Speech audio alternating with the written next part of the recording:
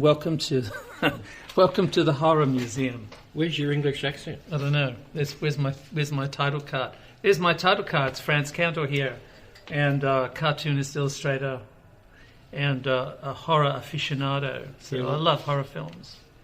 Hi. And, yeah. So yesterday or whatever you're watching this, we did a caricature of Peter Cushing, and I thought we should do a caricature of the other Hammer horror megastar, which is Christopher Lee. So I've taken the Abbott and trying to work Costello out of some British shapes. horror. Yeah. Okay. Who's on first? I don't know. So Peter Cushing, we kind of used a sort of a Dorito shape to, explain his geometry, right? The geography of space. With Christopher, it's more complex because he's got a very regal, aristocratic face. We'll talk more about that in a couple of seconds. But basically, his features are very strong, and they're very even. So when you're doing caricatures, you look for shapes that are uneven. You look for shapes that give you an opportunity to distort, right? To grab and pull, So if someone's got a big chin, you make it bigger.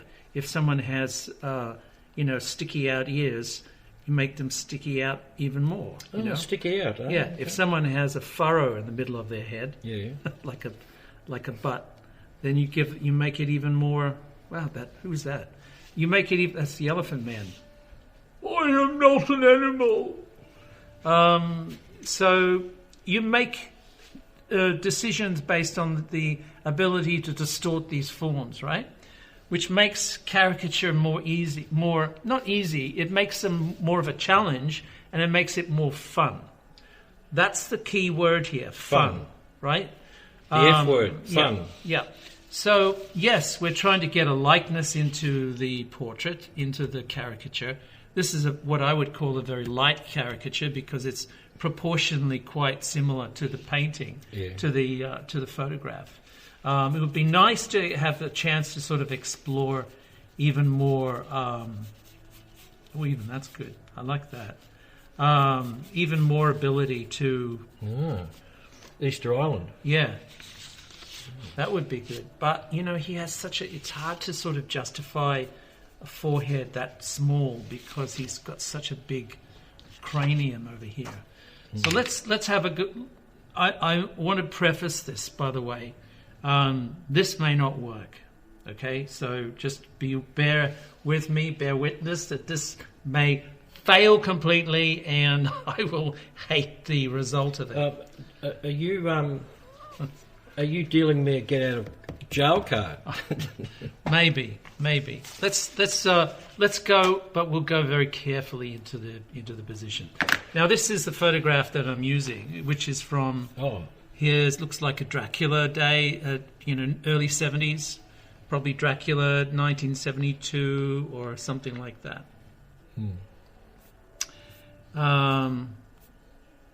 This is him a little bit older before he started to sort of turn into Count Dooku. Hang on, isn't he the man without the golden smile?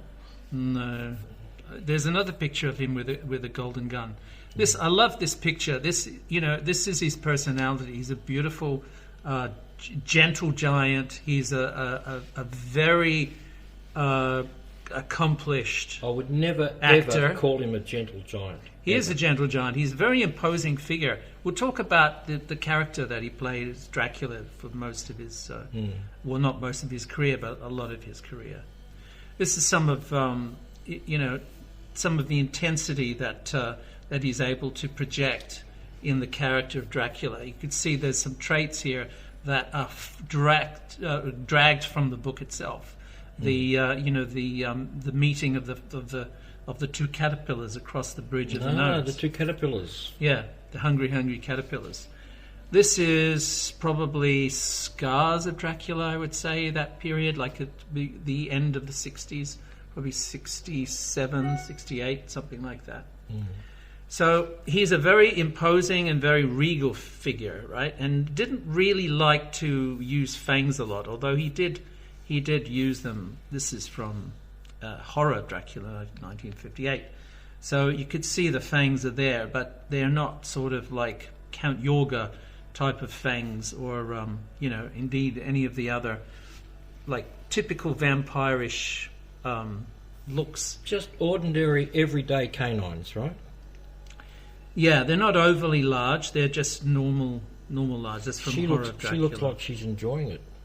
Well, that was the thing, that they didn't know quite what to do with him in the role of Dracula, so they made him sort of let's do sexy Dracula and make all the women swoon. Oh, he is like that. That's true. This is like his not his mentor, but his inspiration. He was very inspired by Bela Lugosi, because Bela Lugosi is sort of this foreign, diplomat type of Dracula. Never wore fangs, didn't like fangs at all. He hated them, in fact, really disliked them. And he was a very, very strong stage actor. So he got the role of Dracula because of his stage work. He was good on Sesame Street too. Yeah. This is another Dracula-ish pose. I don't know where this film is. Probably from a Spanish.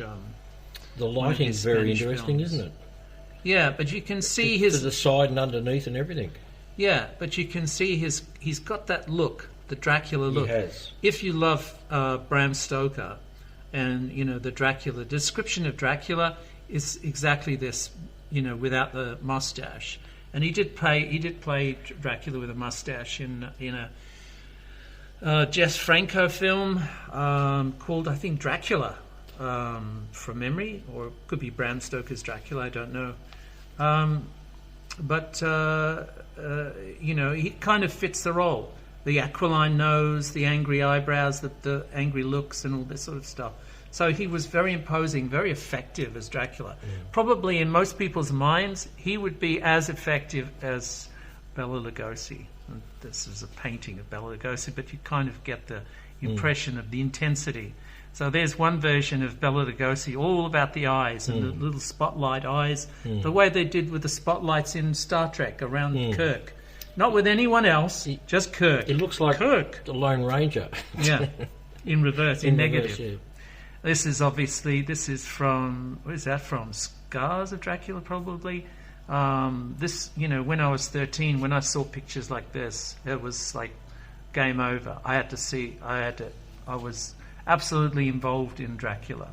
Wanted to know all about Dracula. This again, I think, is from, Scars of Dracula. It's 1970. Scars of Dracula. It was right, late 60s. And this is him in that period. He's obviously got this white brush in of makeup here, preparing for a role, but he's in his civvies. This is the man with the golden gun in round about the same period, 1970, 72 or something, 71, 72. This was with what's his name? Roger Moore as the Saint version of James Bond. He was very effective, Scaramanga.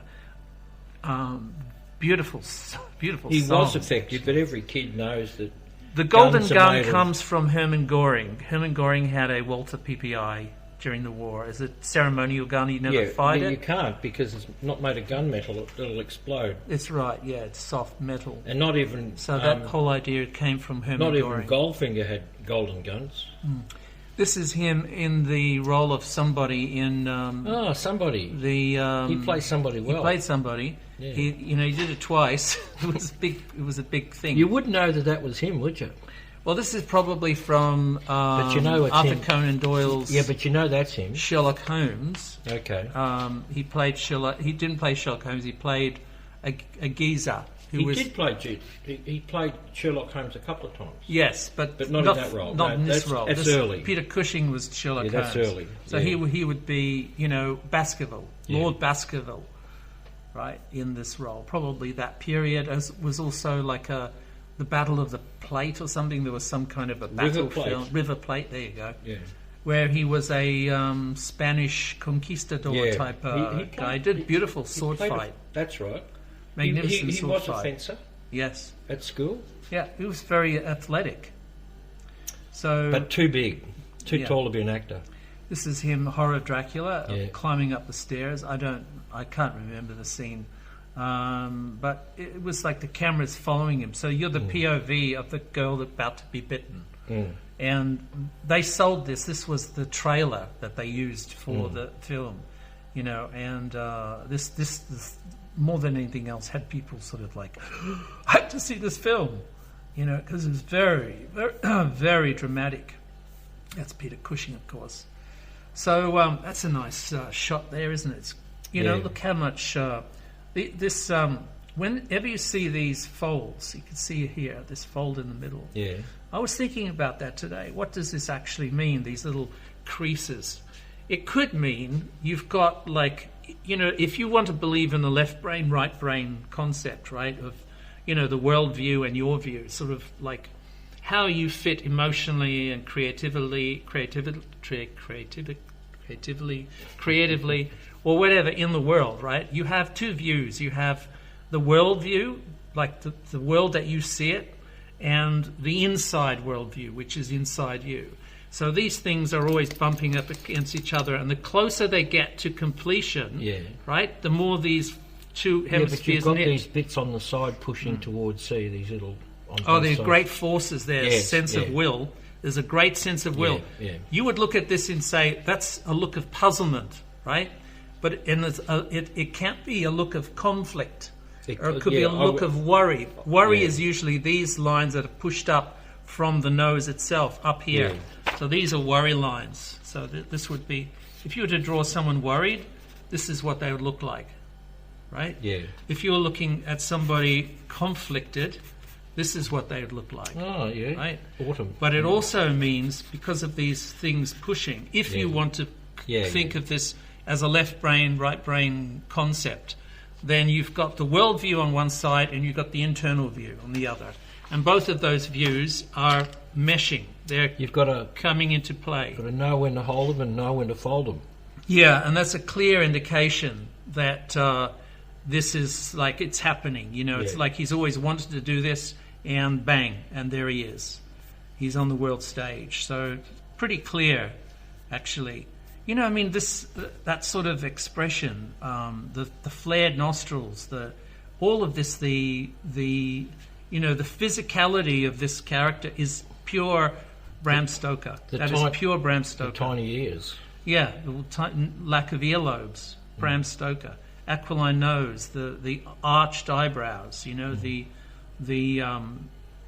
regal look, the look of aristocracy. You know, the fact that you can't clearly see fangs. And when you do, you kind of get the impression of tiny points. Not big points, tiny points. So, you know, he's a very imposing character. Well, there's as Dracula. Big so let's do canines some and Drac. small canines. Yeah. So I'm going to do a little bit of Drac. And, this is just one last thing too. He used contacts, as you could probably imagine, to get this red eye. No one smacked him in the face. But they just added, that's again from the book. It's exactly from the book. So, you know, he really paid homage to the book in many cases. See over here, you got the canines, the vampire teeth sort of, they're just visible. Most of it, you see this bottom row of crooked teeth. And look how strong that is. Yeah. But that's a very good impersonation of John Cassavetes. Yeah, that's an even better one. Now here you have the animalistic growl. And the eyes. Yeah. Horror of Dracula, he spoke. The next film, he didn't speak. And then I think the next film after that, he spoke one word or two words. He hissed a lot. Yeah, so his whole communication is through his eyes and his face and his body language and his hands. He did that sort of... Lugosi had this sort of he had big hands ballet. Anyway. He had big hands. Lugosi had this sort of ballet with hands, right? But Christopher Lee had a different approach. He had this sort of catatonic... Yeah, he had big mitts. Yeah. He had great big hands. This is a I don't know where this is from, but... Kiss My Ring. When I saw this, it popped up all these ring ads. Kiss My Ring. Yeah. So, you see how big hands, you know? And, this photograph, this is from Dracula AD 1972. I saw this in colour and immediately fell in love with the whole idea of Dracula. And this was the one picture, not this one in black and white, but in colour, because this is sort of it was a day for night shot. It was very blue, and the blood was pink, right? It was sort of maroon. Actually, it looks like it was very, very strong. Like He's being hit with Van Helsing's holy water. It looks like it's the Cowardly Lion from the Wizard of Oz in an R certificate version. There's Rasputin. That's him as Rasputin. He was a really, really good Rasputin. He was. He was more Rasputin than Rasputin. He was. You could not, all the other people in the film. I think that's my favourite. Awe of his aura. That's my favourite horror film he did. Oh, right. Okay. Well, it's not even a horror film. Well, I think it was. This is him as the mummy Karis this time, with Peter Cushing. That was a very interesting role too. That was didn't speak in that, obviously. He looked like he was wrapped up in all that. Yeah, so let's try to do him some mischief. Some justice. We'll try and do a mischief. Yeah, some mischief, okay. Let's try and prop it up so I can get a good shot of him. And let's go ahead. I've tried to get some shapes working here. As I said to you before, this might fail. So bear with me, and let's proceed with all due haste. But if it does fail, it'll be a magnificent failure. We'll see about that. Do you know what Philip Adams said about the word failure? No. He said it's the only word that rhymes with Australia. Oh dear. Actually, he said it differently. Yeah.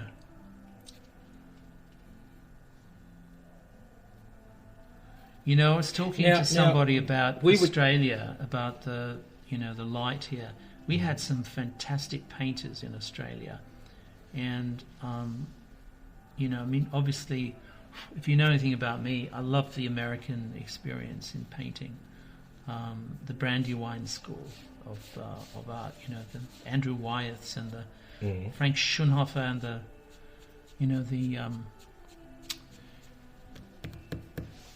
who else is there? Windsor. What's his name? Windsor. Mortimer Windsor. Windsor Mortimer. Yeah, all those. He did the Negroes in boats with sharks floating around. That's Winslow Homer. Yeah. Yeah. But he was in the Brandywine School, wasn't he? Yeah. Yeah. That's right, Winslow Homer. Yeah. Yeah, I love them because a lot of them studied like the Dutch painters of contemporary Dutch painters and also the Impressionists, and there's a very interesting sort of trail of art that goes back to Europe from the Brandywine School, and when you start looking into the artwork of somebody, usually an illustrator, because they take classical painting history, art history, and they exploit it in their work. They make it like a study, and it's really interesting seeing that happen. Why am I mentioning this while I'm talking about... What in Caravaggio's name has that got to do with Christopher Lee?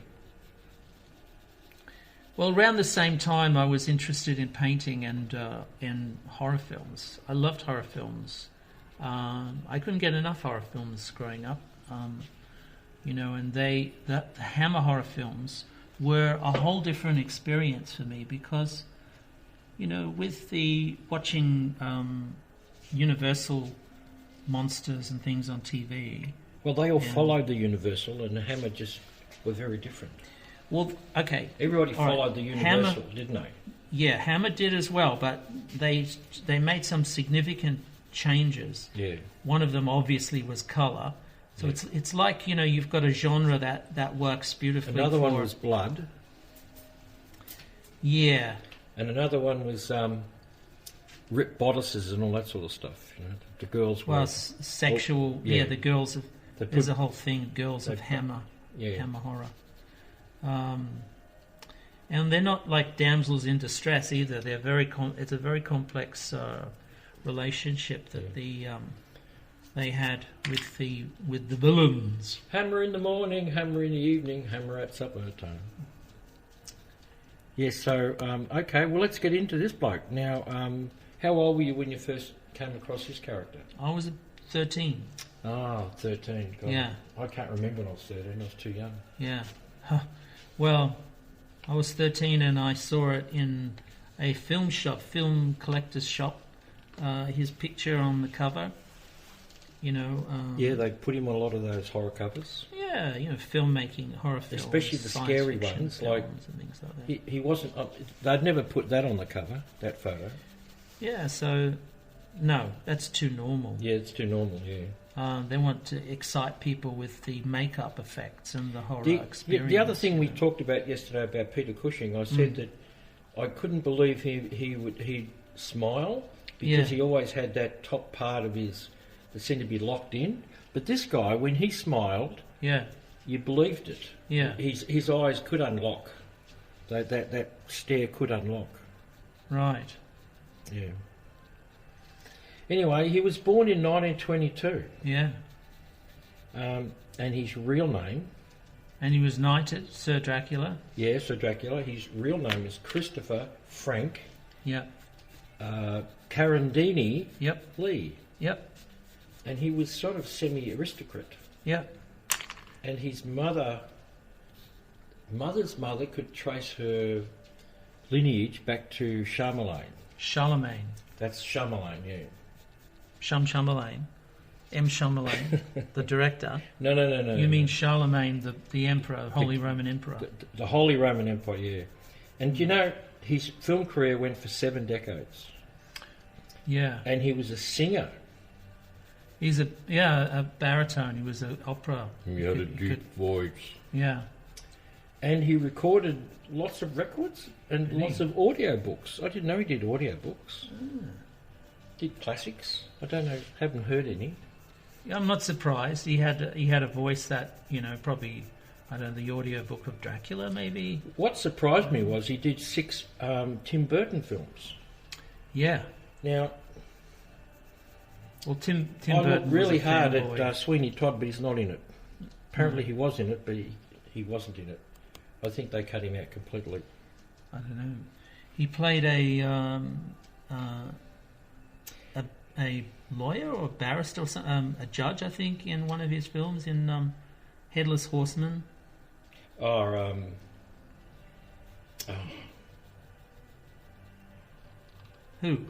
Just trying to think what the Headless Horseman is. Tim I Burton. haven't seen that film, but yeah, that's the American story by what's his name? I'll never forget what's his name. Yeah, him. Yeah, him. Yeah. But he was knighted in 2009. And he was in the war. He joined up. Yeah, he was a Nazi hunter. And they sent him over to Finland. Yeah. And that didn't work out too well for historical reasons. Yeah, and then he joined the RAF. But when he got in the planes, his eyes went. He got headaches and he got blurry. He couldn't see, so they wouldn't put him in a plane. He was really upset. I didn't go into his war career because I didn't think it was very. He was a Nazi relevant. hunter. He's been decorated a few times. Where did he used to hunt him? Don't know. Well, he worked for. I know he did. In the Vienna woods. Wherever the Nazis sort of celebrate. We should have. Nazis used to dance naked in the Vienna woods. We should have a red button in this and whip studio their butts. that it goes off every time you tell a porky. Whip their butts with swastikas. Look, I know I say some pretty outrageous things sometimes, but you've got to level with the people out there. Are you telling porkies or what? I don't know. Anyway, so his mum was an Edwardian beauty who was painted and sculpted many times. Right. And Ian Fleming was a step cousin. Okay. Whatever that means. Someone who asked for money?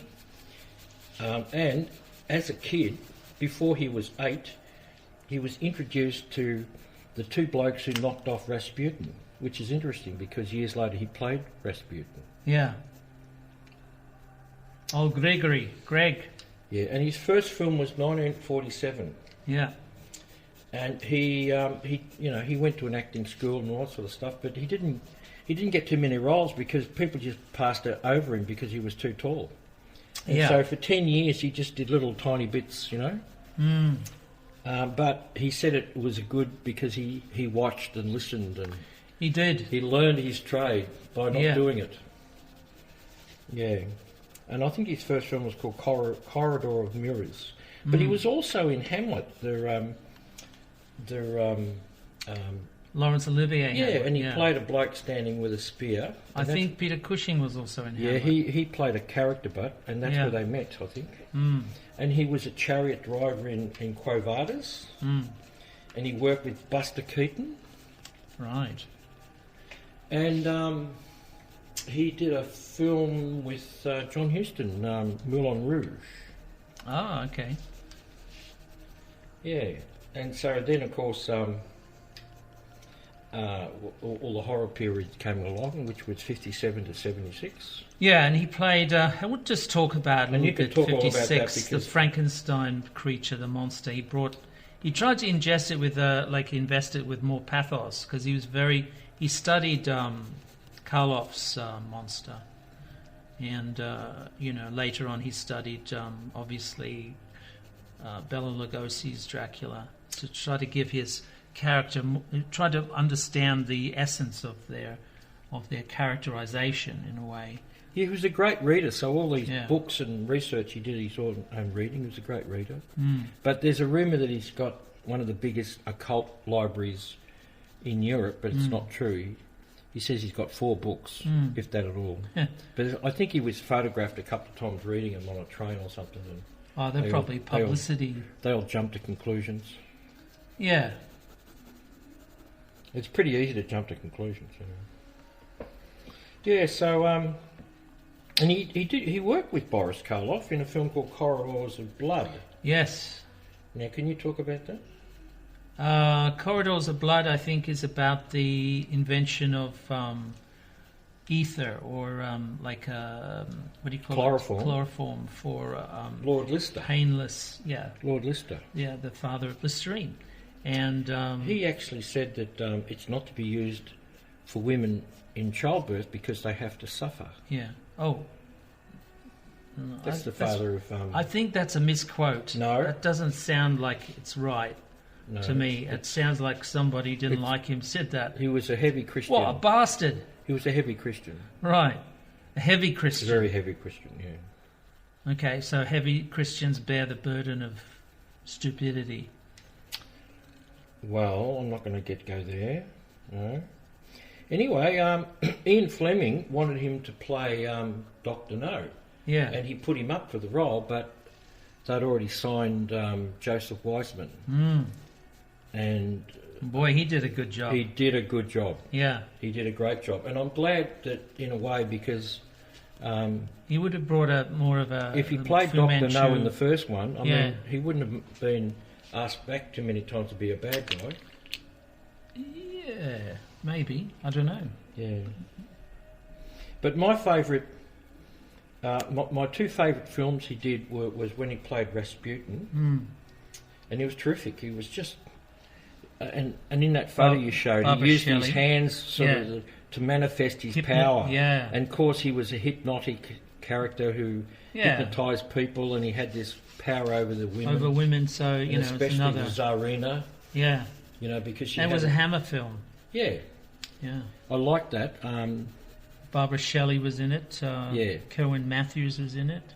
So a lot of people that were in the second Dracula film, which is arguably the best Dracula film that he played in, which was with our own Bud Tingwell. Ah, good old Bud. Yeah, got his throat slashed by that's Drac. Right. That's right. No, not by Drac, by someone else. His underling. Fancy getting your throat slashed. He was in Cat Weasel too, wasn't he? Bud Tingwell? No, I don't think so. I think he was in a television show, but he was in Homicide. Yeah, well, he came back. Yeah, he was in a lot of British things. He played policeman and Miss Marple. Yeah, Yeah, that's... Yeah. Murder on the Gallop, all that stuff. It's really good. Oh, Good to see you know it. your British cinema. A little bit. Ealing Studios and Elstree. Yeah, he was looking forward to playing Dr. No, but then they told him it had gone to somebody else and he was cheesed off. Yeah, he looked like that. You gave him that look. In the Rasputin, he used his body and his height a lot. And especially with the hands and stuff, you know, the hands could hypnotise you or they could crush you, you know. And of course, when they actually try and poison him, because the real Rasputin took about 3 days to die. Yes. And they actually follow that in the film. But he dies quickly. He dies quickly. But he has this ability of throwing people across the set. Yeah. You know, more than any other actor I remember in a horror movie. Yeah. And it's like Dracula had had the strength of 10. Yeah. You know what I mean? Of 10 ordinary men. Yeah. Hercules. Yeah. So him and Peter Cushing did about 20 films together. Yeah. They were great mates. Yeah, they were very best friends. And you want to talk more about Dracula because I'll talk about after he did. You want to talk about Dracula? Well, do you want to talk about the Hammer period because you're an expert on it? Okay. Well, he brought something new to the area, with Frankenstein's creature. He gave it, obviously tried to get it pathos. The makeup I found really abhorrent, because, you know, it's one thing having a corpse running around, but it's quite another when it actually looks like it's still sore. It's still sore. It was still sore. He wasn't impressed either wearing that makeup. No, I didn't like that makeup. It wasn't as nice as Boris Karloff's makeup, let's put it that way. So it didn't have that sort of iconic I don't think anybody effect. in the history of the world has said that sentence. It wasn't as nice as Boris Karloff's makeup. Yeah, well, it wasn't. I don't think anybody's ever said that sentence. Oh, well, then I just said it. Yeah. So, there you go. He had, you know, it was painful enough, I guess, to put it on, but just to have it just look like, you know... Well, he wouldn't wear the teeth. A bit of old pudding. He wouldn't wear the teeth, A bit of old pudding in bandages. Come on, man. He wouldn't wear the teeth, would he? No. But it just looked... It looked sore.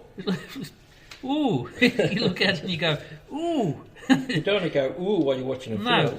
No. So you're allowed to go, but not ooh. Yeah. So Dracula 58, they reversed their roles. So he was the big star, and Cushing was Van Helsing. You got his eyes, and you know, and that was a really interesting film. Yeah. You got his eyes because don't bugger up his mouth. You got to remember that they diverted away from the book with they did with a lot of Thank God films. for that, because according to you, the book wasn't much chopped. You were disappointed with the book. Yeah. So, you know, he actually did a very good job. They did a very good job of... Didn't he write the lair of the character. White Worm or something?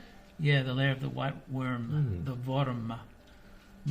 That's another interesting story. That's a Ken Russell film. It is.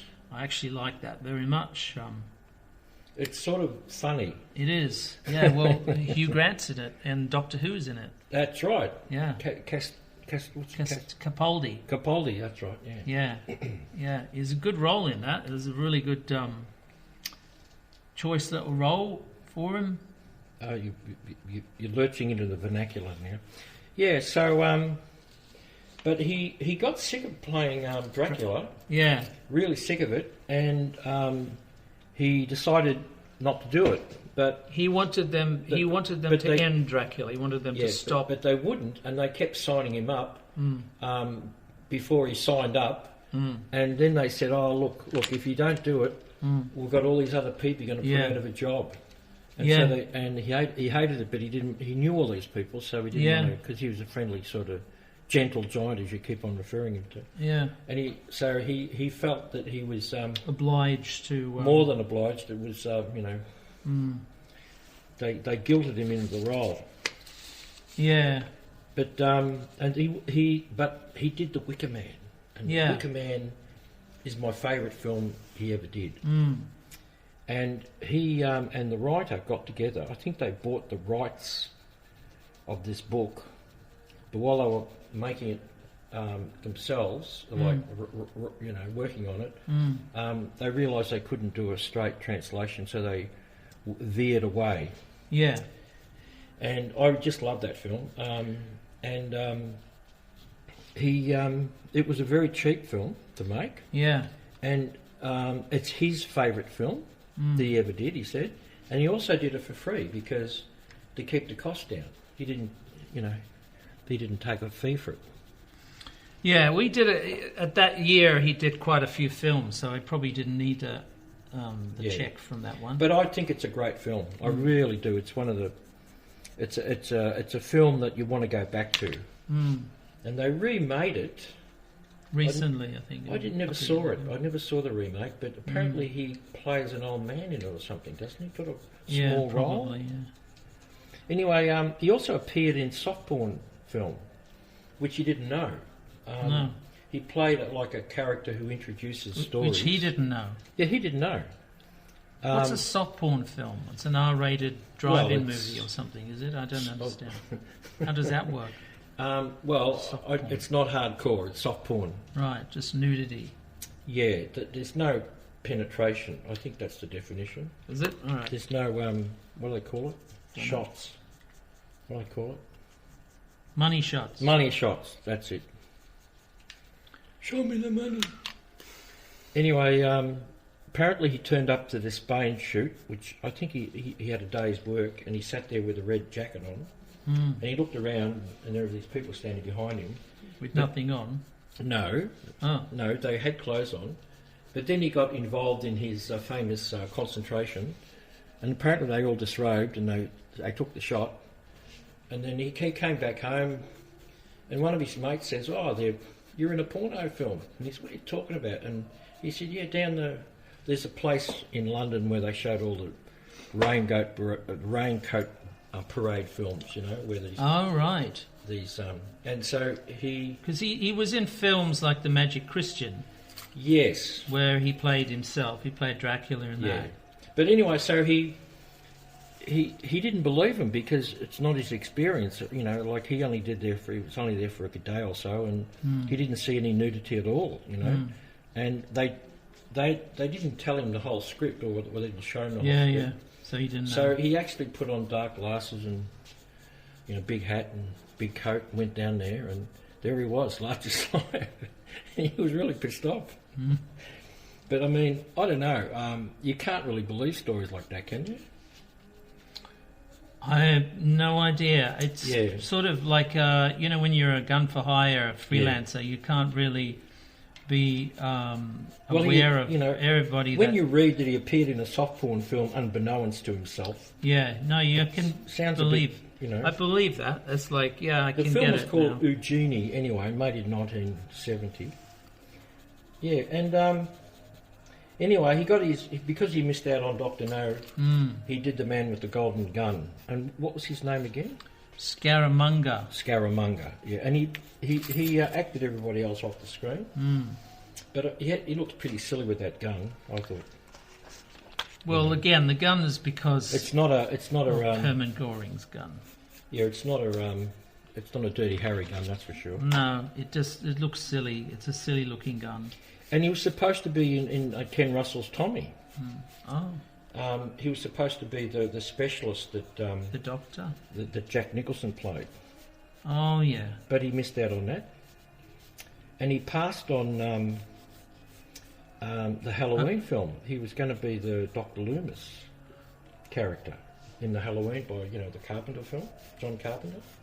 All right. And he passed on that, and he to Donald Pleasance. Yeah, he regretted it. He passed on a few things and he regretted. But look, Donald Pleasance got to have some fun. Jeez, but he's terrific. Not fair. No, he's terrific. Who? Donald Pleasance. Yeah, he's all right. It's good. Waking Fright. He's terrific. He plays great agitated characters. Yeah. Like the Gooma from The Great Escape. He was the Goomba. Yeah, that Goomba. God, that's a terrible film. What's so great about The Great Escape? Well, they escaped. Yeah.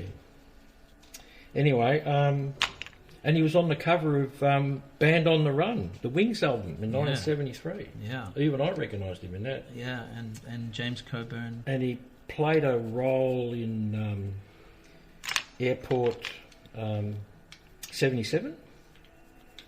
And he was in Steven Spielberg's 1941, but no one's ever seen that film. I've seen it. Oh, have you? I've never met anybody who's Yes, seen he's that a film. U-boat commander. He's a German U-boat commander. That's a really funny... Oh, my God. What's the guy? Slim Pickens from Dr. Strangelove. Yeah. He gets kidnapped by the sub. Have you got that on DVD? I do. Oh, I'll have to look at it, because I've never I'll seen leave it. it to I've you. heard all about it. I've got the comic. I love it. I've got the comic. You got the comic? It's his biggest bomb, isn't it? It's Spielberg's biggest bomb. It's Lucas and Spielberg, I think. I think it's both. Anyway, he had to get out of playing. So he went to America, and that's where he made Halloween and Airport 77, and he did Return to Witch Mountain with Bette Davis. That's a Disney film. Yeah, I'm not a big Bette Davis fan myself. Really, and they asked him to play in the aeroplane film, but he turned it down. And of course, Leslie Nielsen got hold of it, and he became famous. Oh my God, he could have had Leslie Nielsen's role, yeah. And he was. They wanted him for Magneto in the X-Men series, but he missed out again to Ian McKellen. Yeah, who actually, he did a good job. Yeah, and he did a good job, but he's a good actor. There's a good video on YouTube of how he talks about how to act, and Ian McKellen will talk about, and he talks about his role, Macbeth. And of course, he always wanted to play Gandalf in. Fancy that. And he actually met Tolkien years before. Right. So he ended up playing Saruman. But he was too old to play Gandalf. Yeah. So he played that, and he played he was in The Corpse Bride. He was the pastor. Yes. Did the voice? He did lots of voiceovers. Yep. And this is with Tim Burton. Yeah, Tim Burton. Yeah. And as Depp. I said, he did Sweeney Todd, but they completely cut him out of the film. Right. And he was going to be King Balor in Hellboy, #2, but he turned that down. Right. Who got that role in King Balor? I can't remember. Hellboy 2? It was very good. Yeah. And he got stabbed in the first scene, though. And he was in Hugo, but I don't remember him in Hugo. Do you remember him in Hugo? No. I have to see it again now. Yeah, and of course he did a lot of voiceovers, and he did all the English in Monsieur Houlet's Holiday. Oh no, I didn't know that. That's when was that? That's 50s. Jacques Tati. Yeah, that's 50s. Yeah. And he you see, because he could speak English, French, Spanish, work? German, and Italian fluently. Was it translated into English? Are you talking about the translation or the English people? The translation. Oh, I didn't. I've never seen the translation. And as I said, he could speak English, French, Spanish, German, and Italian fluently, and he could get away with Swedish and Russian and Greek. So he had lots of work. Yeah. Yeah. And how tall was he? 6'8"? No. 6'10"? I don't know. 6'5"? Yes. There you go. 6'5". But, the first 10 years of his career, he kept on getting, no, you're too tall, you're too tall. Yeah. And do you know much about his music career? No. He sang... He sang in a horrible film. Well, he actually... The Return of Captain Invincible or something like that. Yeah, he had 2 songs in it, I think. Yeah. That's all right, but, it was kind of a shock, actually, to see that. He's also sang sort of light opera and opera, but not actually whole productions. This is for recordings. Yeah. And he's even on heavy metal albums. And Yeah. like the career, like he was like Karloff and Yeah.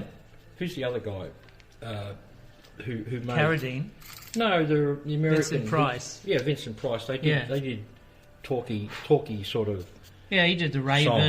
and all that stuff. They all did the Raven, I think. They all did the Raven. Some Edgar Allan Poe. They all did Edgar Allan Poe too. Yeah. Yeah. Mm. Did a lot of documentaries on Dracula. He said, In Search of Dracula was a big one.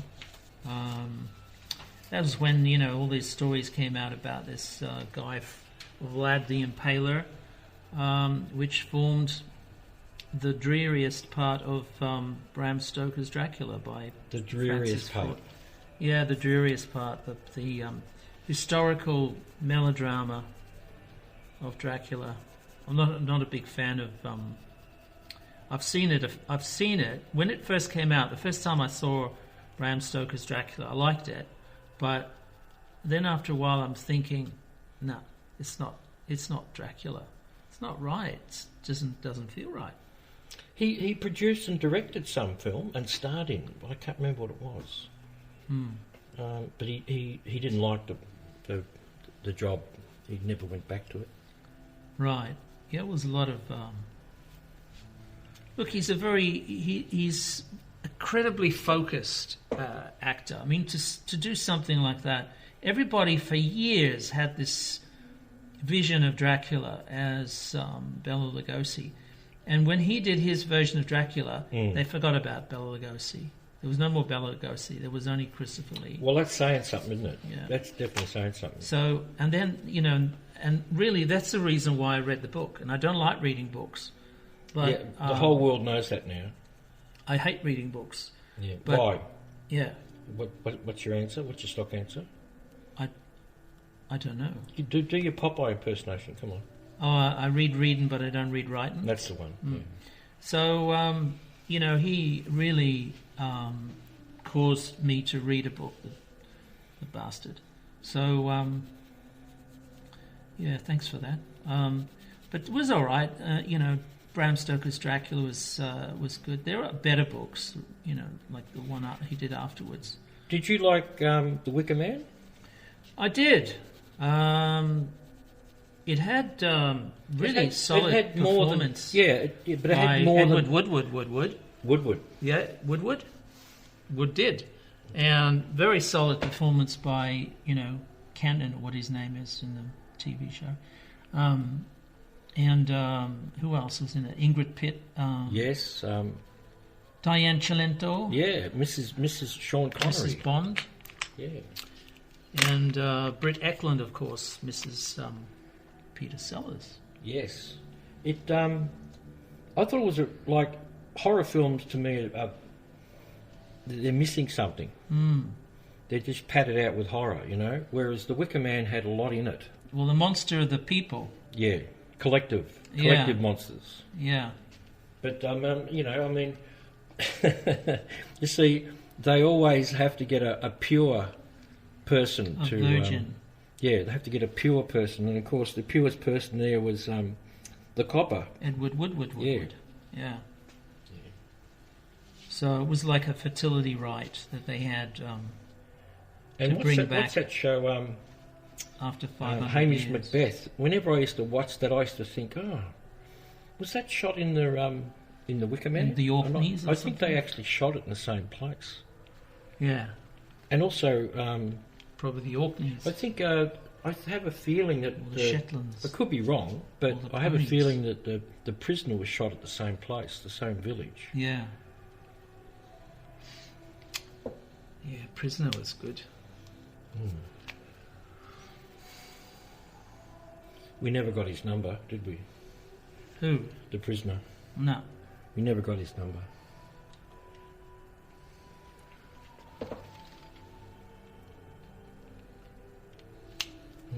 I ran into royalty, into stardom twice in my life.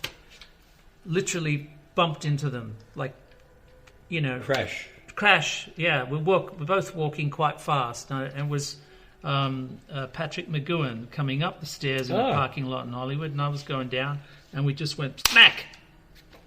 And he was quite frail, and I had to grab him from falling over. So What, Danger Man? Danger Man, yeah, he was quite frail. And Well, he was actually, he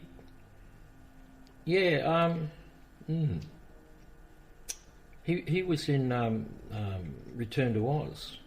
yeah, He was terrific in that. what was he in that? Oh, He was- it was the Doctor. Yeah, the Doctor. Yes. No one's asking me about the second time I ran into a star. Hang on, I'll just run out and get someone. This is a good story. We should do her actually. Who? Oh, the second person you Abigail crashed Rogan into. from number 96. Say that again. Abigail Rogan. Abigail Rogan. I think her name's Not Rogan. Abigail. Abigail. Not the blonde bombshell of Australian TV. Yeah. And you crashed into her as well. Yeah.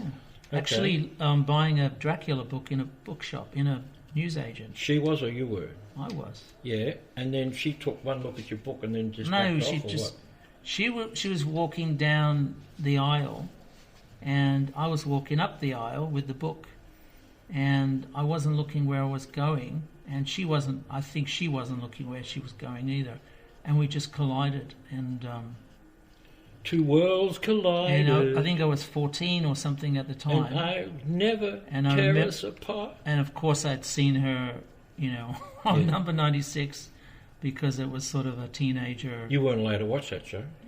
No one knew. Oh, that's all right then. So And what, did you It's interesting. apologise or did she apologise?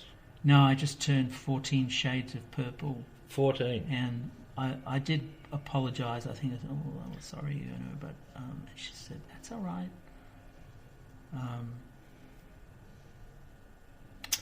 Well, Yeah, so that was a fun little excursion for me. what was the bookshop?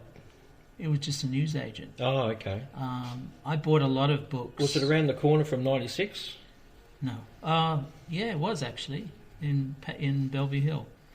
Ah. Number 96 was Paddington, which is it's not around the corner. Did people used to go out there and stand there like they do here, like all these English people come over from England and they get on the bus, the neighbour's bus, and they go and look at the house. It's in a somewhere over in Doncaster. Probably. Oh, okay. I actually don't know that. Yeah, they're neighbours tours. Do they? Mm. Neighbours tours. Well, yeah, I don't know anything about that, but I was buying a Dracula book, and that was interesting. So I was really into Dracula books. So I read a lot of Dracula. She would have books. been good in Hammer movies, wouldn't she? Yes. But she Yeah. didn't. I think she only had bit parts in films because the Australians weren't making movies when that was on. She was a huge star on TV. Yeah, Alvin Purple and stuff. Yeah, and stuff. There's a lot of women in Alvin Purple. And Alvin Purple Rides Again.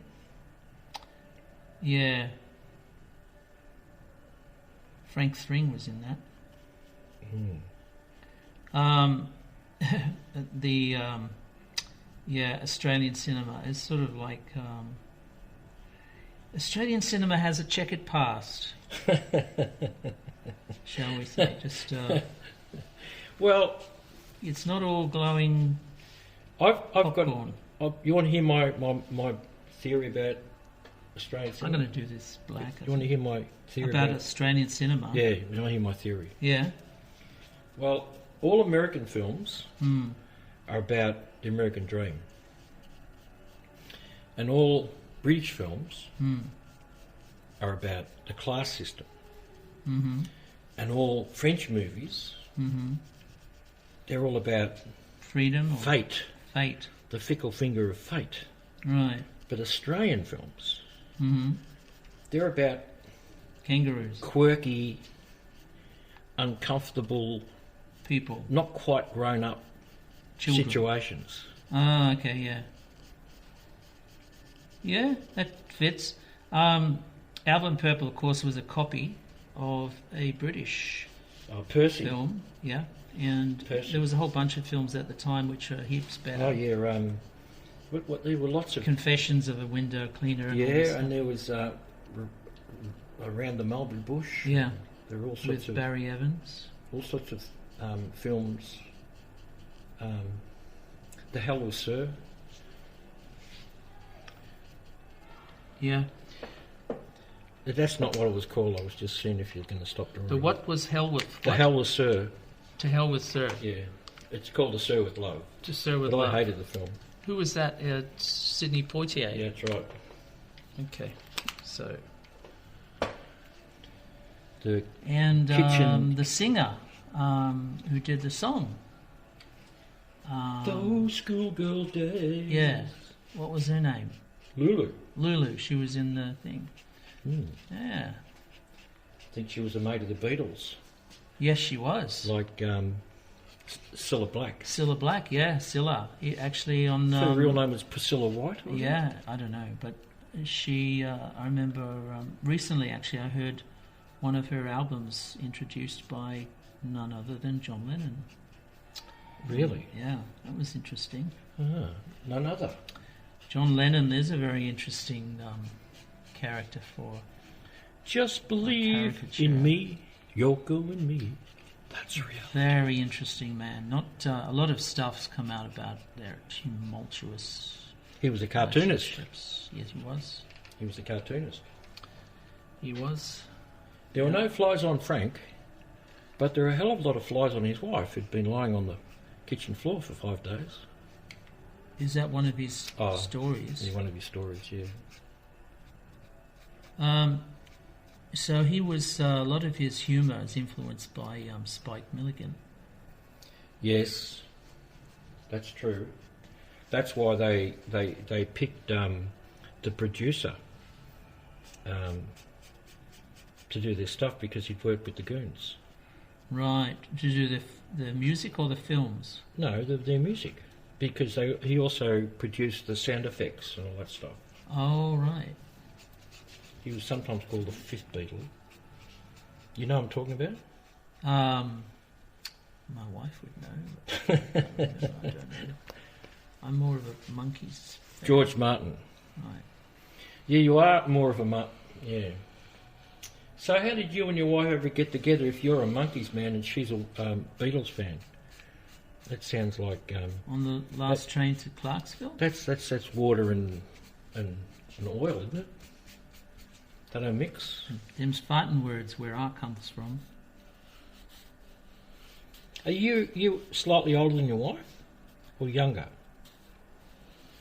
I can't really say that under threat of okay. of All right. divorce. Just that, because the Beatles were pretty big, and they came first. Okay. I can't really And they say came that. second, and they came third, and they came fourth, as far as I'm concerned. All right, and then Look, they don't get lost me their beer wrong. money. I like the Monkees. Yeah. I like the Monkees. Mm-hmm. But Look, we'll talk about that another day when we're drawing. John Lennon. Okay. Yeah, or David Cassidy. Ooh, David Cassidy. So let me get this. You should draw quiz. Mike Nesbitt, not David Cassidy. I have to spell this while I'm writing it, or I won't get it. Christopher. And thank God I've got room. L-E-E. Is that how you spell Christopher? You bastard. Well, This is, I quite like that as a nice, it's not what you'd call like a extreme distorted caricature by any means, I mean, this is pretty extreme. well, you failed because you said you might fail, and you failed to fail. I failed to fail. Yeah, you failed to fail because it's sort of not bad. I mean, the likeness is quite good. I like the eyes, the intensity, like the the whole eyes. of the idea of Christopher Lee as Dracula is to communicate with the eyes, There's definitely this incredible tension. Well, and I'm no wonder they thinking, turned him into a if this is a dialogue between the left and right brain, Yeah. this is incredible evidence that he's actually meshed them together. So the worldview, or the internal view of Christopher Lee and the worldview of Christopher Lee are sort of very, very strong, and basically you get what you see what you get. No wonder they sexualised him, because I mean that's a really powerful, handsome man. You know, it's got a lot of virility there popping out. You know. Yeah, well, he looks the part. He looks the ticket. Yeah. You know, and that's what you need. You need horror. I've often said this before. Horror is one of the hardest things to sell, because you've got to get actors that believe in the part. You know, especially like me, if you like the old crappy 1950s horror films with Kenneth Tobey. Kenneth Tobey? Yeah. Kenneth Tobey's in about 5 of my favourite films, and they're all B-grade horror films, you know. The reason why they work is because those actors and actresses as well invested their energy into making those films work. So the monsters were scary. This guy invested 1,001% into his characters. So that's why you believed him as Saruman and Count Dooku. Yeah, he's hardly in Lord of the Rings, but he's evil personified, isn't he? Yeah. And he's wearing white. Yeah, he's got dark eyes and dark eyebrows. And he was what was he? He was in his 90s when he shot it, late 80s, 90s. Yeah. He kicked on for quite a while. Yeah. This is the before. There's Christopher. This is the after Christopher. This is Frantz Kantor, and this is Jim Bridges. And we'll say to you, catch you on the flip side. Bye-bye. Bye-bye.